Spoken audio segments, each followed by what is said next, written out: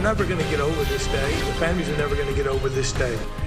It's almost 1 year since one of the deadliest school shootings in U.S. history. How Uvalde is preparing for that day. Temperatures much warmer than they were this time yesterday. Coming up, wind, rain, and thunderstorms are most likely this week. And conservative groups want some answers about House Speaker Dade Phelan, the video that has them all concerned. We can't even imagine the pain that the families are feeling. 1 year, and we realize you still don't have the answers that you need, and it's frustrating to all of us. It is a difficult and somber week for parents and community members in Uvalde. Tonight, they are asking anyone from out of town to just stay away this week while they continue to mourn. Wednesday will mark 1 year since a gunman entered Robb Elementary School and committed the unimaginable, killing 19 innocent children and 2 beloved teachers. We start with this painful time in Uvalde tonight. Thanks for being with us. I'm Britt Moreno. I'm Daniel Marin. The city is asking the media and people from around the world to honor the lives lost from afar in a new. Everybody that was there that day has to be held accountable, whether it be the school police department, the Uvalde Police Department, every agency that was there. And this is my opinion. It's been a bunch of BS that we've been a year and we're still waiting for answers that we are. Just like gun control. We need to have a conversation, and we need to have a conversation that sits down, and we need to look at changing the law, and we need to do stronger background checks. But we have elected officials up there on both sides of the party that say my way or the highway. And we need to reach a point that we can sit in a room and have a conversation. And we're taking a close look at how the progress your lawmakers have made to prevent another tragedy like the massacre in Uvalde. In the years since, state leaders have said school safety is a top priority. But with just 1 week to go in this legislative session, the fate of that legislation is still uncertain. House Bill 3 is a key part of the legislature's response to Uvalde. It makes sweeping changes to security standards. But as our Ryan Chandler reports, Texas schools still have concerns it may not go far enough. In West Austin's Eames ISD, safety is top of mind. Every day we work hard to protect our students, because if we can't keep them safe, then we're not providing an adequate learning environment for them. Superintendent Jeff Arnett worries, though, what kind of financial burden the coming upgrades could mean for his community. I don't think that there is sufficient money in the proposed legislation that we've seen. That's a very expensive endeavor, but it should be. The Texas Senate took steps last week to make that endeavor less expensive. The House's school safety bill would spend nearly $1.3 billion for districts to enhance security. The Senate's version, just about $328 million. The House also increased the per-student security funding tenfold to $100. The Senate set it to $10, only 28 cents more than the current allotment. The Senate substitute also removes the requirement for armed security on every campus. I would ask the legislature to really look at the real costs of this bill, because certainly those costs are going to have to be passed on to the taxpayers. In Manor ISD, the challenges are even greater. A $10 allotment in HB 3 would give Dr. Sormani's district just $90,000. For example, just putting the fence around Manor High School could potentially cost up to $500,000 alone. And that's just one campus.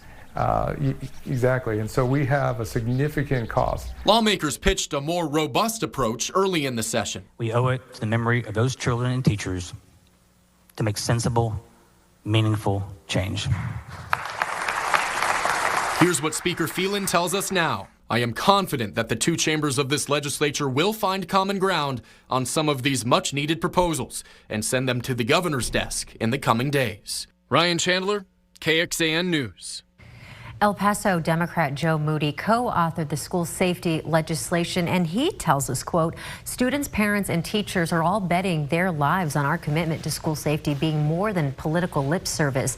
Without the money for the security we've been talking about, that's all the Senate proposal is. Now, the House can either accept the Senate's amendments or enter into a conference committee to reconcile the differences. It really is a lot to iron out in the next 7 days. And going in depth on this, just 2 days before the 1-year anniversary of the Uvalde mass shooting, a bill to close Texas's controversial dead suspect loophole passed the Senate today and is one step closer to becoming law. The loophole to Texas's public records law has been used to block records in cases that don't go through the court process, like when a suspect dies during an arrest. It's also being used to block records in the Uvalde incident that could shed light on the police response. Part of the reason we're doing this is for transparency, for one, for the family's sake, and the others who were closely involved with that, and the other is so that people can take a hard look at this. And the bill was amended to prevent police personnel records from being released. Those changes now have to be approved by the House before going to the governor. The trial of an Austin police officer accused of murder in a 2020 deadly shooting started today with jury selection, but an error led to the dismissal of the jury pool. Christopher Taylor is accused of shooting and killing Michael Ramos during a confrontation with police in a South Austin apartment complex parking lot. Ken Irvin, one of Taylor's attorneys, told KXAN the doors to the courtroom were locked while the state was conducting jury selection this morning. That's not allowed. The judge was unaware this had happened. Irvin said if the error was discovered after the fact, any trial decisions, including conviction, would be reversed. He said there was no point in not dismissing the jury today. Opening statements are still expected to begin Wednesday for this trial. Well, some conservative groups are demanding answers about Texas House Speaker Dade Phelan. They are specifically calling attention to some video of him on the House floor from over the weekend that's been circulating on social media. Mr. Campbell, send the amendment is acceptable to the author. Is there objection to the opposite amendment? The chair has none. The amendment is adopted.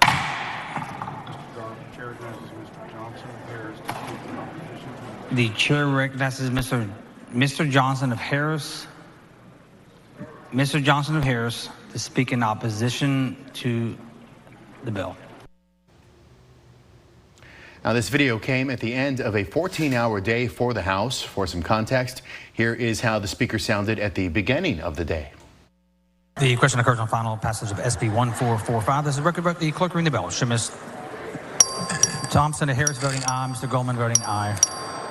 Now, we did reach out to the Speaker's office to ask for an explanation for the difference. They simply told us no comment.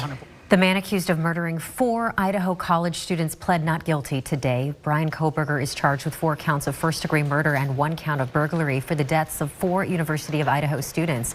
A grand jury officially indicted him on those charges last week. Court documents say his DNA was found on a knife sheath at the home where the students were found dead. According to a team of reporters there in the courtroom, a judge read the charges out today in front of the victims' families.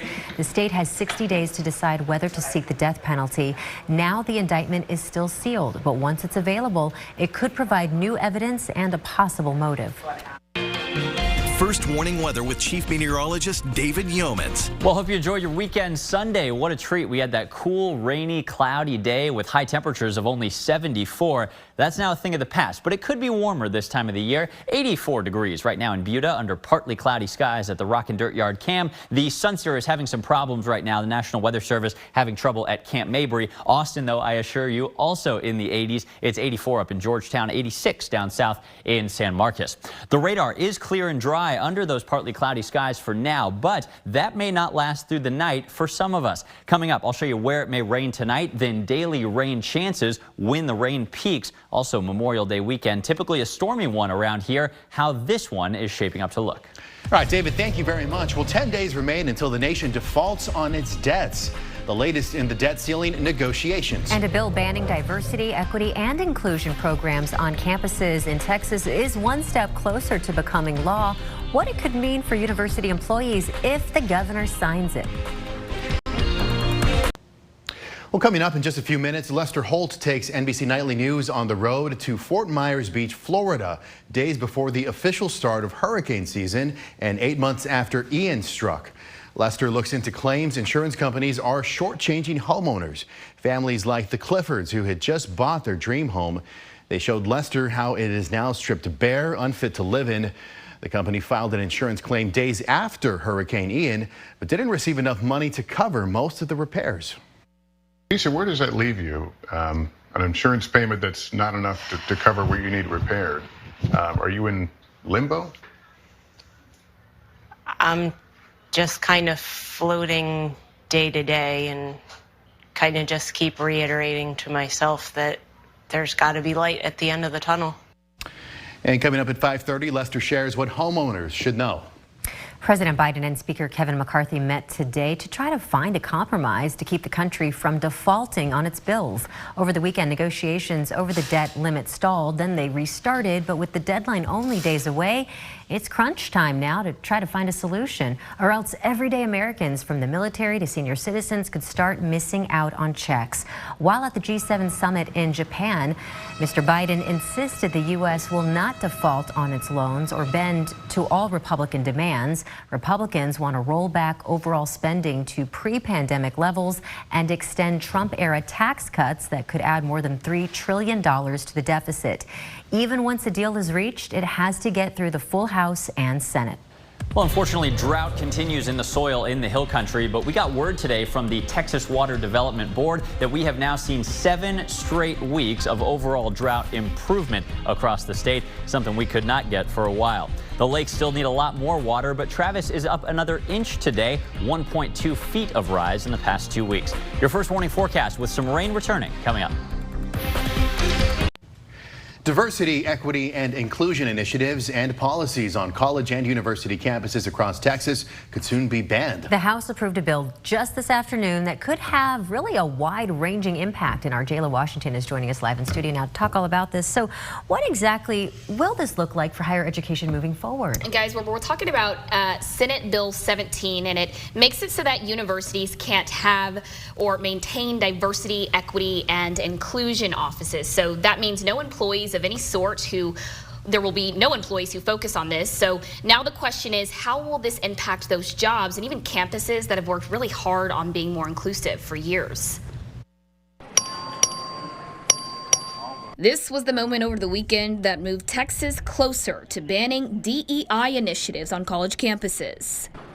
There have been 83 hours and 16 days. And that was despite pushback from some Democrats who feel it'll do more harm than good. This legislation unravels the investment that this legislature has made to public colleges over generations. Diversity is not a threat. DEI is not a mandate.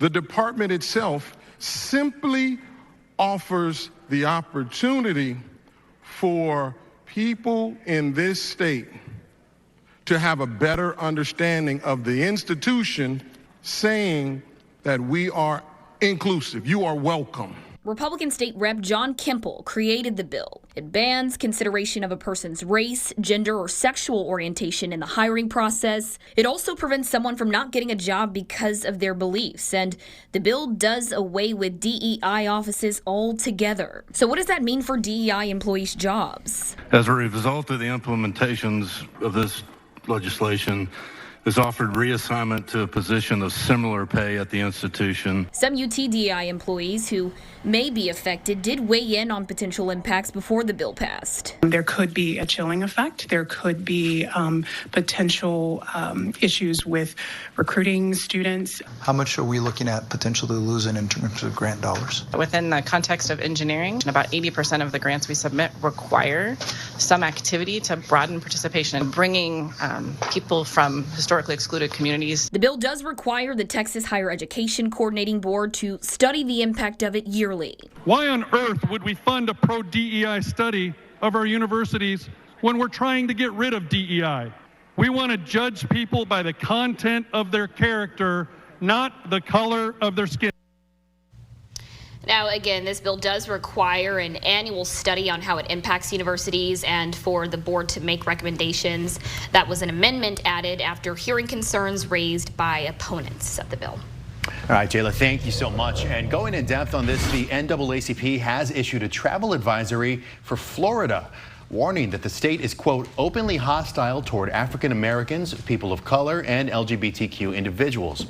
The civil rights organization said the advisory is in direct response to Governor Ron DeSantis, whose administration blocked an AP African American Studies course from being offered in Florida high schools.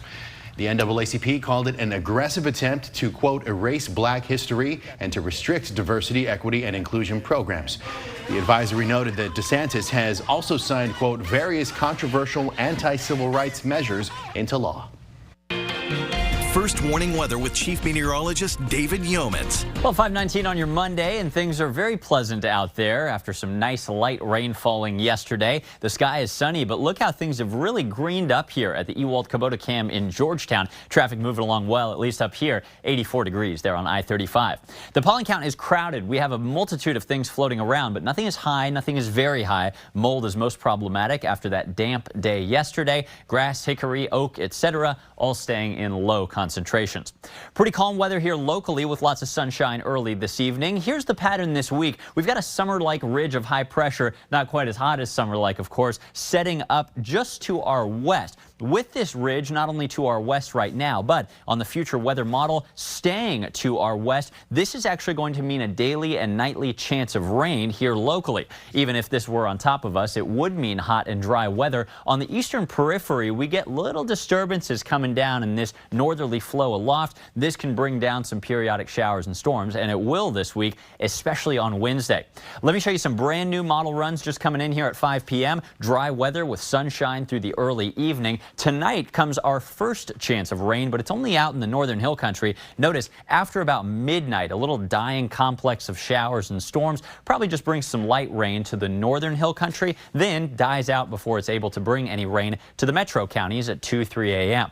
So not much happens from that first round tonight. Hot, sunny weather again tomorrow. Temperatures peaking over 90 for many, but tomorrow evening, a stronger round of storms, a little more successful at coming into our area. In the western hill country, this starts a little earlier, maybe 8 or 9 p.m. tomorrow. After that, they could be more successful in making it to Austin by midnight tomorrow night. Notice, though, they will be dying out as they do so, and there's no real significant risk of severe weather or flash flooding, even in the hill country from these tomorrow night.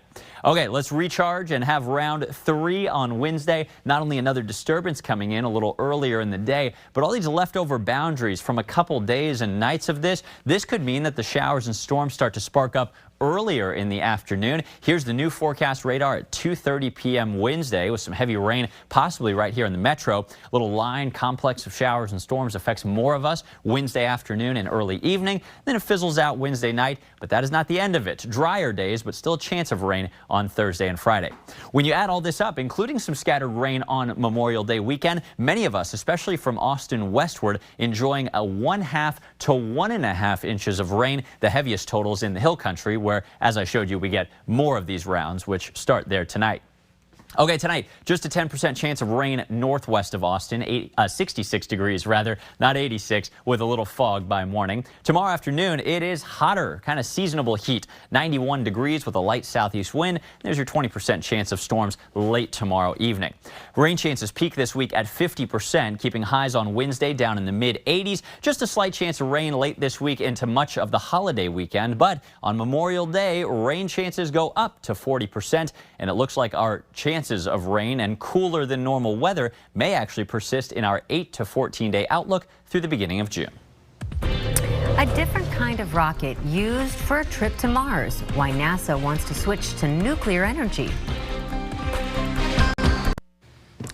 The race to Mars may be going nuclear. NASA plans for the rocket to take the first person to Mars to be powered by nuclear energy. The announcement comes a day after the successful flight of private rocket to launch to the International Space Station. Now, the reason for turning to nuclear, well, it's all about travel time. Currently, it would take astronauts 2 to 3 years to make a round trip to the red planet. Nuclear could cut that down by 1/3. NASA plans on test firing their new rocket sometime within the next couple of years. A trip on that rocket is still a ways away, as it wants to put a man on Moon first again before trying for Mars. Well, Britt and I want to say a big thank you to the American Heart Association. So they invited us to be their MCs for the Heart of Austin Heart Ball this past weekend in downtown, and we really had a great time out there. We also want to extend a heartfelt thank you to our community, our friends, and our neighbors who were there and donated to this wonderful cause that works to ensure everyone can access quality health care. Heart disease is the #1 killer in the United States, so we were all really trying to make a difference, and our community did. Together we raised Daniel, I don't even know if you know this yet. Together we raised $800,000. Very, very nice. Very great night. Thank you, Austin, for your generosity. It was a blast being out there. Thanks to everyone who donated, and I'm sure you can always donate on the website too. There you go. All right, well, tonight on KXAN, it's The Voice at 7 o'clock. Tune in to cheer on a local Central Texan who is one of the finalists. Noiva is from Hutto and is competing for the crown on Team Blake. And then it's That's My Jam, I should say, at 9 o'clock before KXAN News at 10. You can join us an hour earlier for KXAN News at 9 on the CW Austin, and here's where to find us.